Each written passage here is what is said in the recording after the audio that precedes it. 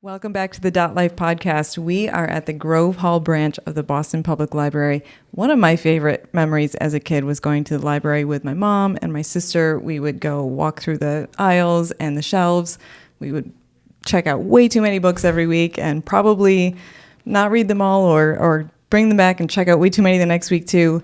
And ever since I've been in Boston, Adams branch has been my home library. And even though I do buy more books than I used to, I don't know what I would do without the library because of my book club readings and needing to get those books and have access to all of that material. So I'm here today with Lisa Pollack, who is the Chief Communications Officer and Strategy Officer with the Boston Public Library. Lisa, thanks for coming in. It is a pleasure to be here in one of my favorite neighborhoods. I'm so glad you're here hosting us in one of your branches. This is a great branch. Beautiful. Love this branch. One of my favorite photos from the strategic plan that we just launched is actually of this branch because it has that dramatic red staircase Huge going sweeping up to the heavens. Absolutely. It's great. I had not been here before, so I was very excited to walk in and be struck by that staircase. We are in one of many branches in Dorchester, actually. Obviously, it's the largest neighborhood in Boston. Probably, I would guess, has the most branches. Six branches. 6 branches. And we're going to go through each of them as we talk. But before we do, I want to know more about you and more about what your role entails at the library. Sure. As you said, I'm the Chief Communications Officer for the Boston Public Library, and I will never get sick of saying that. What a great job. It's unbelievable. I work at the Central Library in Copley Square, and every morning when I walk into the office, I still have to pinch myself a little bit. Yeah. Like, this is my job. I also have a library story, which is my mother was a librarian, and my very first job was shelving books in her library. Oh, that's great. And when she heard that I got this job, I mean, she was just overjoyed. And I have this wonderful photo of her just looking around, and Bates Hall just being, this is a librarian's library. And Bates Hall is? Excuse me, Bates Hall is the room that you think of when you think of the Boston Public Library, even though we have 25 other locations across the city of Boston, and we're also the library for the Commonwealth. So, but it's that, it's the lamp room with the green lamps, and yes, that everybody walks in and goes, shh. Yeah, it is. Actually, Bates Hall is the only place in the Central Library that is absolutely silent. When we reopened the Boylston Street building after its renovation in 2016, they made pins for all the library staff that said "Shh" has left the building. That's awesome. So you can be loud. So you can be loud. So you within reason. You might hear some loudness because there are some patrons just outside of the door, which is great. You love to see it. We're not going to yell at them. No, we're going to let them be loud. We are. We are. So you're not a Dorchester person, but you are a Boston person. Please don't hate me. I am neither OFD nor a current resident. That said, I can honestly say that I have walked the entire length of the Dorchester Day Parade, all 3.2 miles, 3 times. Wow. When I was staffing Mayor Menino. So that actually, I started my career as his photographer. So I have 4 images on my wall at home, all of which I took during the Dot Day Parade. Very nice. And I love them very much because each of them is a different ethnicity and age, and I think it says so much about what Dorchester is and what makes it such a really special community. Absolutely.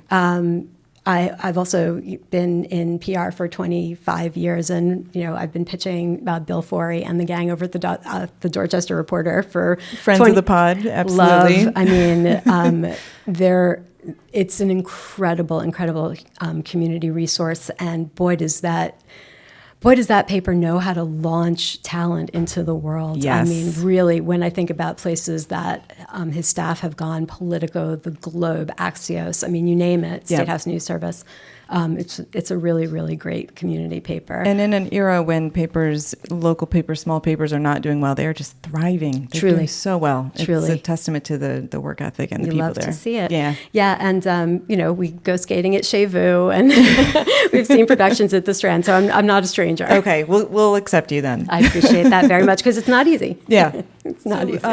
But you're a West Roxbury resident, but you obviously have been around the city a ton. Mm-hmm. You said you worked for Mayor Menino, who was also a big library supporter. Absolutely. And Mayor Walsh as well? Mayor Walsh, Mayor Janey, Mayor Wu. We're really lucky that people love libraries and they get noisy about it. Yeah. So, when there were proposed budget cuts long before I got to the library, people yelled and screamed about it, and the branches stayed open.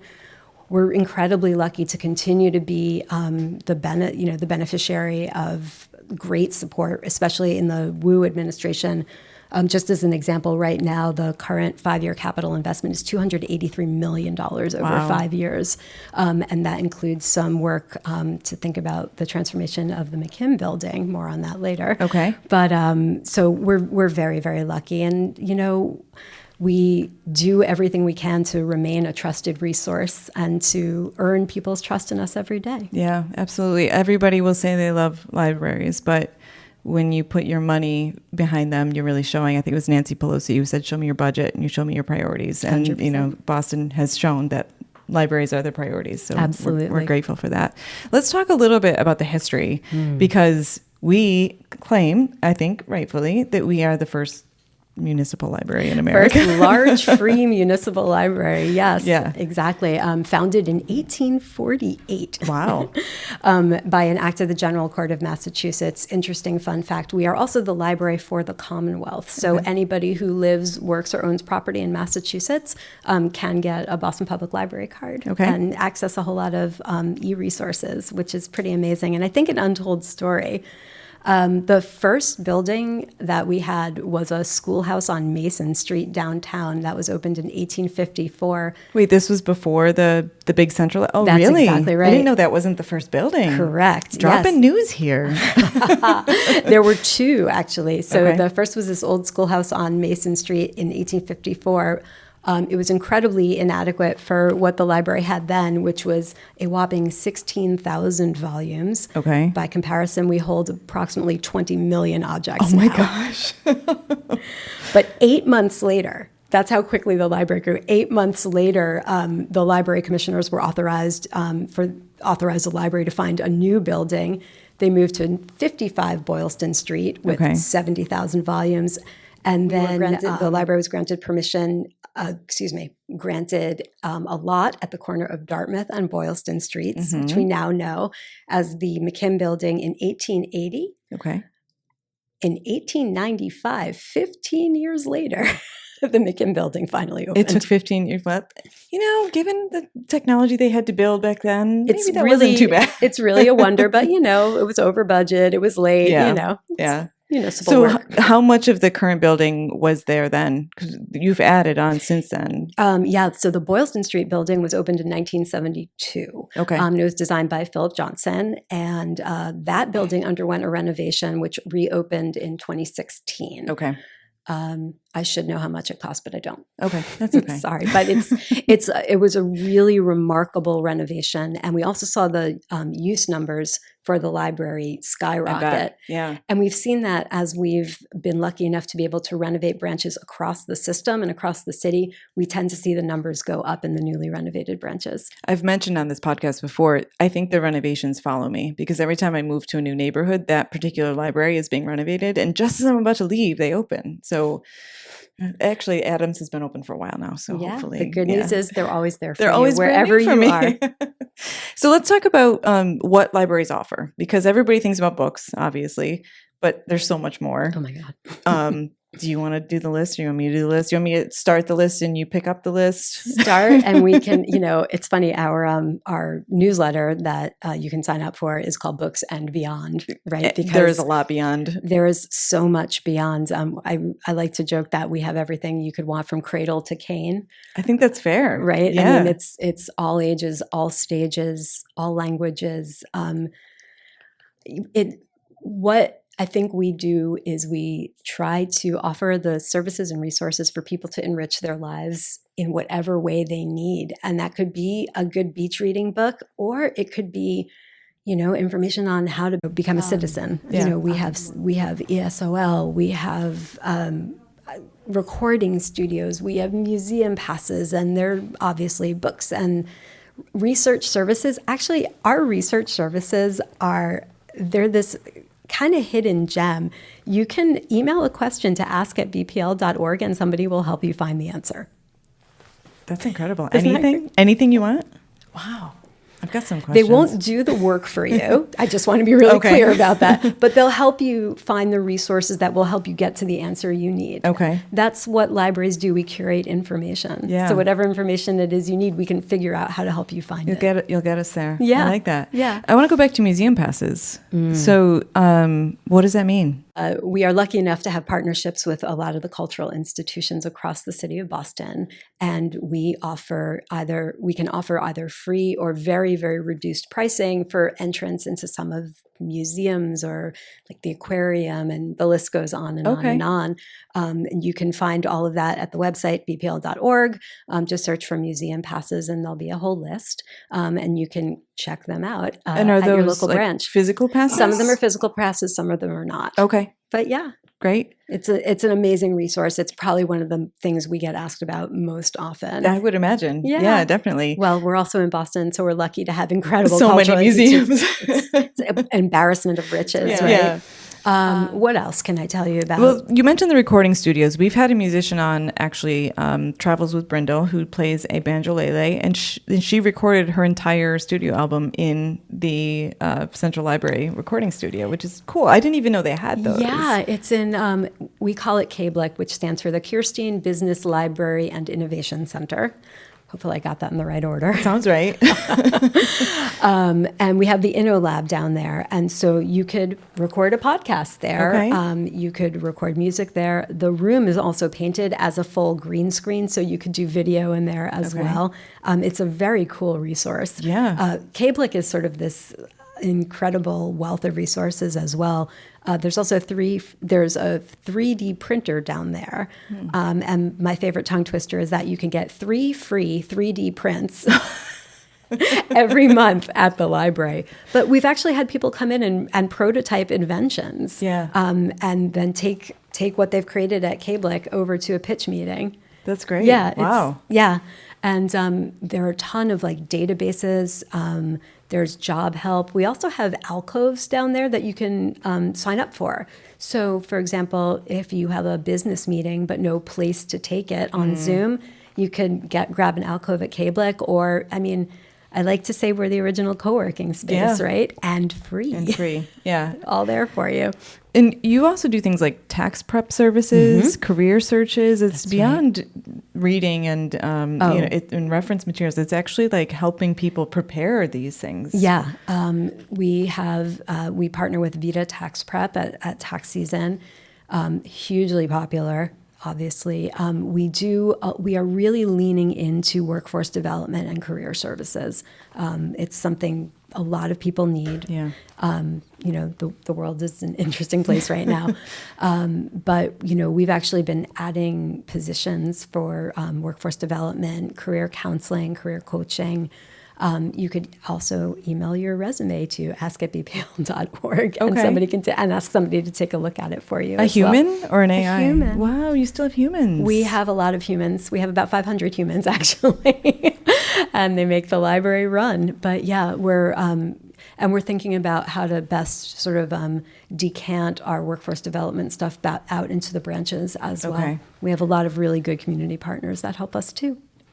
I was actually curious about some of the other things that you mentioned, like the recording studios and the alcoves. Are those in the branches, or are those mostly in the downtown location? So, Adams, for example, does have a music room. Yeah, so that's fun. The InnoLab and KBLIC, that is downtown at the Central Library. But, every branch is different, and every branch has its own things that are special to it. Let's talk about that. Okay. Let's talk about the Dorchester branches, because we don't really care about those other branches. So you said we have 6. I'm going to quiz you. I'm going to have you name them all. Okay. Adams. Okay. Lower Mills. Codman. Grove Hall. I hope you're keeping track. I am. That's 4. Uphams. Fields Corner. That's 6. All right. Nice job. Yay. And tell me a little bit about each one. Let's start with Adams. Brand new. Just opened during the pandemic. Just opened. Well, not brand new. It was there. It was renovated. No, it was torn down and built anew. Oh, wow. Yes, and there is a great big tree in the corner that was going to get chopped down, and the community was like, "Oh no, you're not," and they didn't. On the patio. Oh, I didn't realize that was a saved tree. That is Very a nice. saved tree, and I'm so glad. because when we cut the ribbon, it was a really hot day out and we had shade. So that was great. I have to call out the Adams Village branch has hosted Dorchfest bands every year, and it's always such a lovely, the outdoor patio is just so nice. They do book sales out there. Yeah. What a nice addition. It's a terrific branch. Yeah. I love the children's room.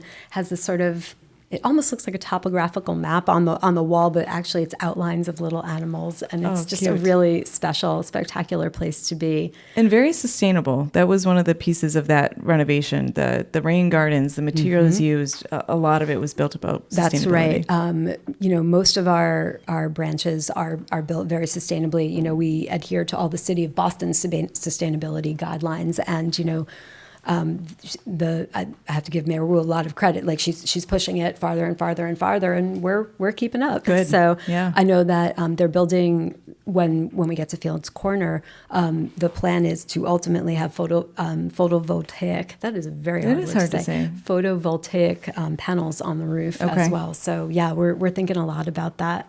One of the reasons I love Adams is it has all this warm wood in it. So it just feels like a really cozy place to be. So let's talk about Fields Corner. Yeah. What's unique there? The fact that it's going to be brand new, and we're really excited about it. So is that one currently under renovation? Yeah, Fields Corner is currently closed. It's been closed since October. Okay. It's a $30.9 million construction project. Whoa. Yeah, I know. It's an amazing Is investment. it changing the footprint or just? So it's going to be 2 stories now. Ooh. I know, 14,500 square feet. There'll be a 100-seat community room. There'll be a classroom, 2 study rooms, dedicated children's area, of course. And I think one of the things that I'm really in love with is a second floor outdoor reading terrace. Oh my gosh. Yeah, I think that's going to be so really bougie. Cool. Yeah. That's great. So, they're targeting LEED Gold for sustainability. Photovoltaic panels when they happen on the roof. It's going to be an all-electric building, which means that it'll be fossil fuel free. Nice. You have a lot of tongue twisters in this interview. The more I say, you're really showing your librarian cred coming in with the tongue twisters. I like it. I can't take credit. I am not a librarian. That requires a master's. I'm just not there yet. And we'll have a lot of accessibility. Obviously, we really want to be a welcoming destination for everybody. So there'll be ADA compliant restrooms, elevator, and wheelchair-friendly furniture too. Very nice. Yeah. When is that slated to open? That we are looking at 2026. Okay. I don't have a month, and I think but that's coming. Project management people would kill me if I. But yeah, it's coming. Yeah. It's coming. They'll be topping off soon, and great. Yeah, it's full speed ahead. Have you been to the site?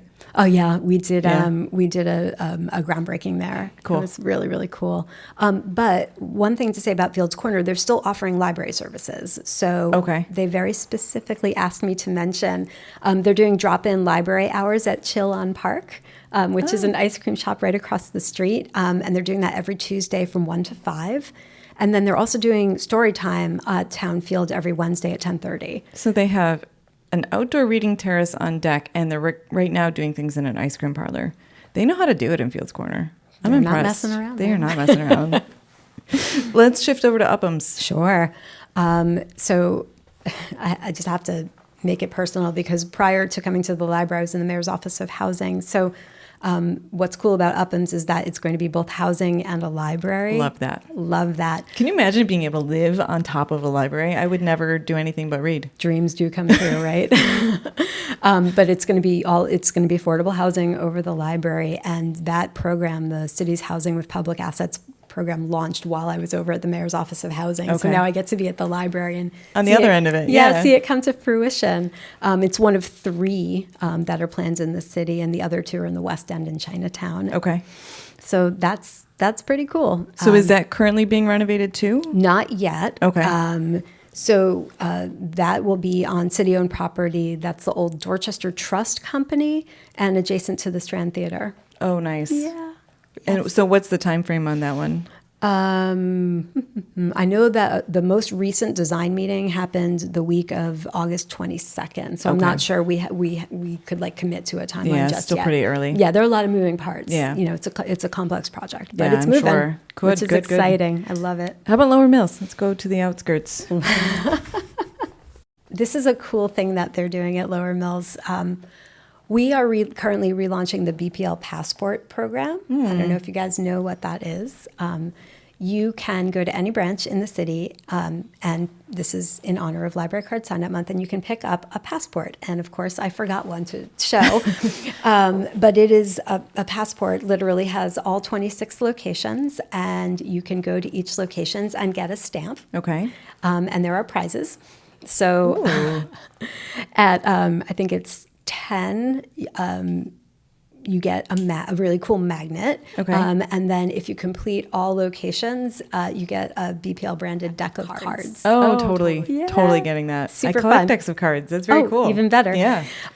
So in celebration, we're partnering with Heartbreak Hill Running Club to do Book It Around Boston, which is like run, walk, bike to a bunch of locations around the city so that you can pick up a whole bunch of stamps on the same day. Very nice. So Lower Mills, when we do Book It Around Boston, they're on the bike route and they're going to do a CD and DVD sale of things that they've weeded, and it's going to have a movie night theme, and there'll be popcorn and candy and blind date with a movie. That's fun. When is that?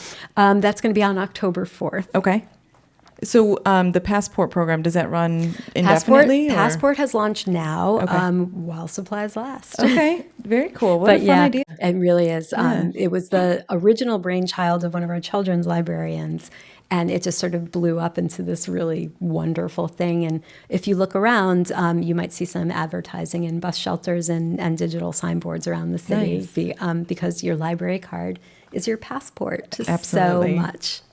What about Grove Hall, where we are right now? Grove Hall. Aside from the staircase. This past Tuesday, I just found this out, Grove Hall has an annual ice cream social at which they host, and this year was the highest attendance to date. More than 150 people showed up for ice cream. Thank you, JP Licks. And scooped by branch librarian Guy Harris. Nice. Who's just outside the door. Hi, Guy. So that's a really cute thing. They're also going to be doing 13 Days of Halloween coming up, which I think is really fun. They've been growing a series of programs during the fall. So it's like crafts and story times, trivia contests, and that all leads up to a big old Halloween party and Dia de los Muertos celebrations as well. Nice. So yeah. Codman has this incredible quilters group.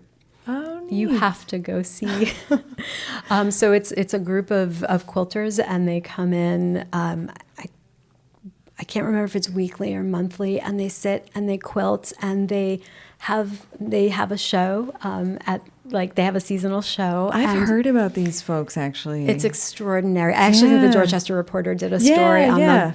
Yeah, it's just an extraordinary thing. And what it says to me is that libraries can really be the heart of a community, right? Because yeah, sure, you're going and you're making quilts and maybe you can get some support there, but what you're really doing is you're being in a third space. Yeah. You're finding community close to home. And that's a really important thing for us. We are one of the last places where you can just go and be without having to pay, which is really lovely. Yeah, it's really special and spectacular. Yeah. And we take that very, very seriously. And, I think all of our branches, they're very unique, and they want to serve their communities, and they want to reflect their communities. And I think they do that really. It's just, you walk into any branch and you're in the Boston Public Library. Yeah. Because branding, but also that you're in a particular neighborhood because each branch really reflects its own neighborhood so well. I think that's really a good point. They're all different. So even if you've been to one, if you haven't been in the one in the neighborhood that you're currently in, just pop in, just check it out, because it is really different experience. They really are. Yeah. I mean, that's one of the reasons that we wanted to launch the Passport program is we really wanted to encourage people to check out No pun intended, sorry. But we did want people to like go check out other branches across the city, see that we are one library, but that, there's all this other really cool stuff everywhere. I want to get into the role of libraries in democracy. Democracy, it seems to be a little more precarious than I think we would have previously thought right now. Certainly more at risk than I think it has been in my lifetime, probably many of our lifetimes. I think there's been a lot of degradation of democracy in certain areas over the years. It's not a new thing, but obviously libraries have played a role in keeping access to information, access to facts, which is important right now, equal access to everyone and free access to everyone. Can you talk about how you think about democracy and the role of libraries in that? Sure. Carved in granite over the front door to the McKim building, and now integrated into every renovation that we do at the library is our motto, which is free to all. And I think in the 1800s, they were really focused on the free part, but right now we're really focused on the all part. All should mean all. And that is, equitable access to information and enrichment for whoever needs it from us and whenever and wherever. So, we just launched a strategic plan, and that concept of free to all is sort of at the heart. It's the beating heart of what we're thinking about, and we're trying to think about our roles in the community. So we aim to be a lifelong learning and research partner.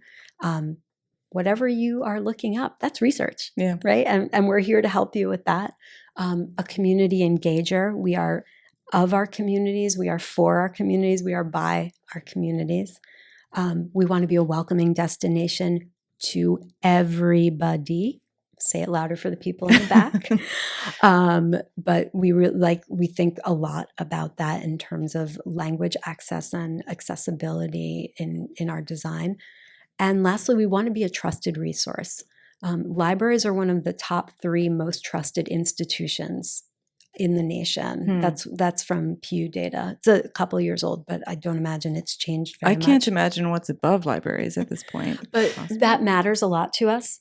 And I think I said before that we really do want to, continue to earn people's trust every day. But we are a source of vetted, true information. We are a repository for government documents. I mean, we're the real. Yeah. And that's what library staff do. Like they are trained to help connect you with vetted, real information. Yeah. So I think that's a huge part of, keeping a democracy strong. I mean, it also on the McKim building, like there's an inscription that basically talks about democracy being fundamental to the health of a commonwealth. Yeah. And we believe that very, very much. Some of the things that we're trying to do now in support, we are part of the Books on Band Coalition, where young people can register to get a library card. Until a month or so ago, it was a curated selection of sort of what are the most commonly banned books elsewhere. We've recently opened it to basically have access to our entire digital collection. Okay. So we've had 13,000, so nearly 14,000 young people register for these cards. And they're registering from all 50 states, plus Puerto Rico, Guam, and American Samoa. To get Boston Public Library banned book cards. And a Books on Band. Wow. Boston Public Library card. How are they even finding? Like, you're doing a great job. Good job. We've had nearly 30,000 checkouts Wow. since the program launched. It's remarkable. You love to see it, you hate to see it. Yeah, right. What are some of those titles, just out of curiosity? We're talking like Mouse and Anne Frank. Our collection development department did a really nice job sort of curating and doing the research about finding out what the most frequently banned books were. And that's what they seeded the collection with. Okay. But now, we've expanded the access as well. Yeah. Okay. It's pretty great. Yeah, I want to talk more about banned materials, actually, because it's such a hot topic right now. Is that something that we deal with much in Massachusetts? How much have you had to deal with in Boston in particular? Banned materials being an issue. It seems like we are very lucky. We're not. Yeah, we are very, very lucky. But It did, we now have a new collection development policy, not different, but sort of a refined policy on book challenges. Okay. The criteria, we've made the criteria much more clear. Okay. So that should we start getting challenges, we will be able to respond appropriately. And do you concisely. equip librarians with yeah. those? Yeah. So Yes. they're on the front lines, I'm sure, of getting challenged by Yep. And parents and patrons. Yeah. But there's actually some legislation up at the State House now, sort of protecting right to read, protecting librarians, ensuring that library staff continue to be viewed as sort of the arbiter of what is appropriate for kids, right? If a children's librarian tells you that something is appropriate for a kid, it's appropriate for a kid, right? Right. They've trained, like they understand this, right? So so we're looking at that as well. I want to talk about safety. Libraries offer, I think, at least an idea of safety to people who need kind of a haven or a place to go, especially for young people or Sure. Teens who might have other options that aren't as wholesome. Mm-hmm. But also safety in terms of the people who work at the libraries. Have you seen any changes in people's perceived safety in the library over the last few years? Yes, libraries and library staff are called upon in a very different way to help with social work issues. Yeah. We actually now have a social work manager, and we are expanding the social work team at the library. They've got drop-in hours because we're just seeing, and this is true of libraries actually across the country, they're seeing a much broader range of needs walking into the library. I mean, unhoused people with substance abuse issues. Yeah. All of the above. Yeah. One of the things Mayor Wu did when she came into office is we had been under arts and culture. We are now under human service. Really? Yeah. That's a really interesting move. Yeah. It makes a lot of sense. It does. It does. And, we take that very seriously. We're trying to partner with the Human Services Cabinet to figure out, what are some target populations where we could sort of repackage and market our services to them.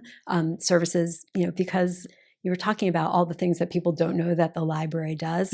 How do we target particular populations and make sure that they know? Right. Well, things like health checks and things. Someone who needs a health check may be much more likely and comfortable going to a library than going to a clinic. So is that something where you could maybe get some partnerships going? Right. So we're not, we are not human service providers. We don't pretend to be. Yeah. Probably don't really want to be. I think it depends on who you talk to. I mean, like library workers are incredible people, and they want to help whoever is in front of them. Yeah. But what we do is we curate information, and so we can hook people up with the right services. Like here's another trusted resource for you to go to where we think you'll feel comfortable. Yeah. Interesting. It's a very, very different time at the library right now. It is. You talked about gathering places and also the incubation of ideas, which I wanted to talk about. So I think that's an overlooked use case for the library, that you talked about the 3D printing, but also having the ability to gather and explore and come up with business ideas and then bring those business ideas elsewhere.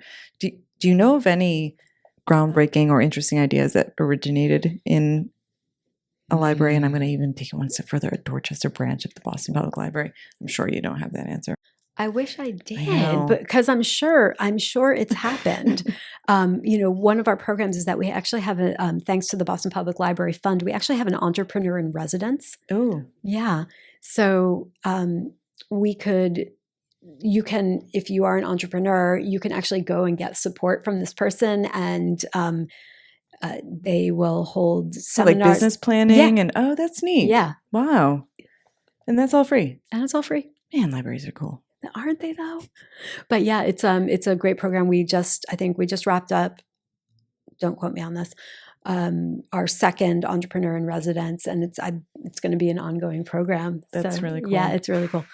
One thing that's really cool in the going back to the Central Branch is the WGBH studio. How did that happen? It was before my time, but okay. when they were looking at the renovation of the Boylston Street building, One of the plan called for this sort of retail space, and they put out an RFP and asked for creative ideas. And so now we have a partnership with the Catered Affair, who runs Newsfeed Cafe, and WGBH is a piece of that pie. It's so neat to be able to watch them do broadcasting from that place. I've actually been lucky enough to be on the air there, which is really fun for Dorch Fest. So yeah, it's a great experience to go kind of just chill and see what's being talked about. It's great, just walking down to get a cup of coffee and like, oh hey, there's Jim and Marjorie in my workplace, I guess. Let's talk about the future.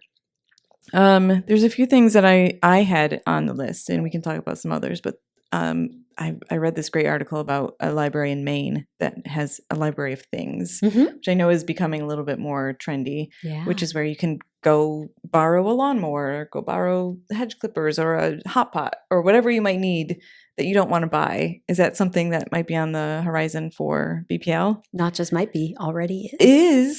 We have a library. So this isn't the future. This is the now. This is the now. Where is this library? Congratulations, you're living in the future.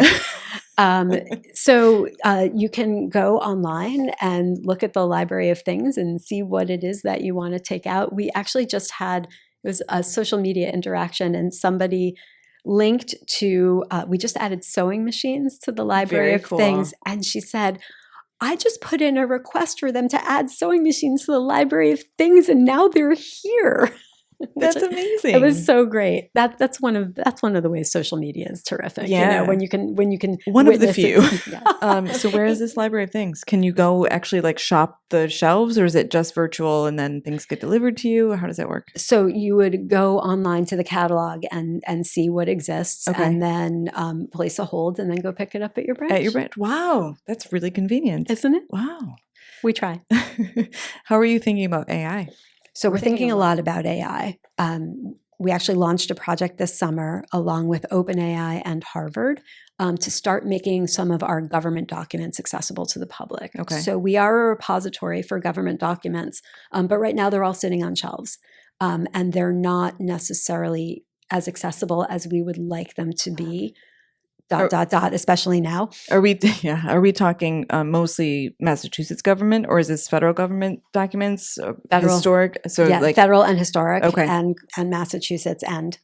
Wow. And I can get you more information. Important stuff, It's important stuff. Yes, that we would very much like to be made accessible to the public. So with funding from OpenAI and in partnership with the Institutional Data Initiative, we are going to be digitizing using AI, and then we're going to be feeding the AI models to help enhance the searchability of our collections. Okay. I think I didn't do a great job explaining that. It's okay. Nobody knows what AI does anyway, so they won't know if you did it right. Really, what it's helping us do is bring the digitization of these really important documents up to speed, right? So we can scale up, so we can do more. And then it will help us enhance the data. It's called metadata, which is what you're searching for. So if there's a document, there's data that says this is what this is. Yeah. Right. So AI will help us enhance that data so things become more searchable, more findable, more accessible. Got it. Okay. Yeah. And the benefit is that these documents then help train AI models with vetted information, with real information, which is why we felt that it made sense as the library, it's right? So important. As arbiters, arbiters is a funny word to use, but we care about truth. And so feeding models with real data was very interesting to us. That's really important because a lot of that, to your point, exists, but in analog format. That's right. And we're competing with a lot of anti-data, anti-facts that is in digital format. So to get that at least up to speed is really, really critical. So I'm glad to hear that's happening. I mean, it's all moving really fast. Yeah. And we're just, we feel like this at least, gets us a seat on the train. Yeah, absolutely. Yeah. What about some concerns about funding? I mean, obviously the city has committed significant funding in their budget, which thank you again to the city and to the mayor and the city council. How about state and federal? Are we concerned about How much funding do you get from the federal government? We are very lucky that we get most of our funding from the city of Boston. Obviously, we're hoping that there aren't significant trickle-down effects, but to date, we're doing okay. But when the Institute of Museum and Library Services was effectively, defunded, Recently, that was a Trump. recently, yes. Yeah, okay. Or a Doge. It was in July. Okay. So a lot of statewide databases are no longer available. So we're sort of trying to fill in the blanks there. These were, databases that gave information for everything from K to 12 students to professional researchers. So with Library for the Commonwealth funding, we're trying to sort of fill in some of the gaps that were lost. But we haven't had to cancel programs, knock on wood. We are, obviously we have to look and see, and we have to plan and be really, really thoughtful about what the future might hold. What about donation funding? Is that a significant part of your funding scheme plan? I would need to refer you to the Boston Public Library Fund, but we're very lucky that we have an incredibly strong partner in the Boston Public Library Fund. They are incredible. They are relentless. They are, but they get us. They and they really they tell our story to donors. They just helped bring in it was a $5 million grant from LEGO to fund children's programs, and we're really excited about that. That's going to help us partner with the City of Boston's Boston Reads program. We're going to do some very early literacy stuff and some play stuff. So we're lucky that we have the funds, and they're really helping build some corporate and private philanthropy for us to help buttress. Yeah, absolutely. Talking about, we talked about the incubation of ideas, but what about innovation in general in libraries? And I don't mean people in the libraries being innovative, but the library being innovative. I think right now we're trying to sort of adjust to the moment very much. And sometimes that means sticking to your knitting. Yeah. Right. And just doing what you do really, really well. And not taking a step backward. Right. And not taking a step backward. Yeah. I think we're doing really well at that. The new strategic plan that I was talking about before really helps us sort of map our priorities, help us get really focused on what the communities need from us right now. It's a 5-year plan, right? So it's not, 30-year book stop that's going to sit on a shelf. It's very much of the moment. Yeah. So I think we're really thinking about, when OpenAI, came to us, like we will take every advantage to, think differently and really get out there. But I think we're very much in a phase of adjusting to the moment right now and being really responsive to what our communities need. Yep. And, if they need us to take a quantum leap, we'll figure out how to do it. Right? Yeah. And you do have some friends of public library groups around the city. Tell me a little bit about those and what they do and what they could be doing more of to help support libraries. Well, far be it for me to tell the friends what to do. Many branch libraries, they do have these friends groups. Are they official or are they just like they're official light? Official. What I can say is that we're grateful for what they do for us. And these are incredibly committed community members who love their libraries, love their branches. It can be fundraising, it can be book sales, it can be ice cream parties. It can look like a lot of things. Just as every branch is unique, every friends group is also unique. Yeah. Okay. I can hear in your voice and in this conversation how passionate you are about the library. I guess my last question on libraries is how, given the moment, how optimistic are you about libraries and the future of libraries here in Boston? I'm very optimistic. I think that, especially because Boston is Boston, Boston really seems to understand what libraries are and can be and do. If you walk through the Central Library, especially on a weekend like morning, it is packed. You cannot find a place to sit. And I think the branches are very similar. I think that people are looking for connection.